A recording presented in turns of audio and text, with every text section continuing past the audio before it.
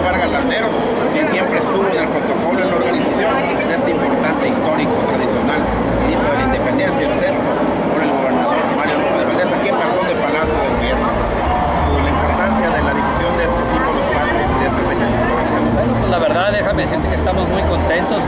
Vemos a un gobernador en este su sexto y último grito de la independencia, muy contento, muy motivado, muy bien acompañado por los tres poderes, acompañado por las fuerzas federales, la Marina, el Ejército, diputados, senadores, exgobernadores, sus funcionarios municipales, estatales y federales, y 61.800, que es el último reporte que me dan de culiacanenses que vinieron aquí a la Plaza Cívica de Palacio de Gobierno.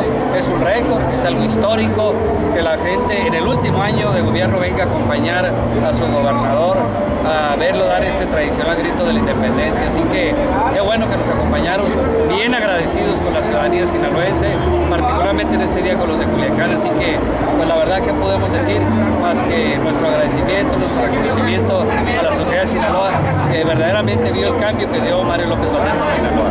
Testimonio del licenciado Gerardo. Muchas gracias. De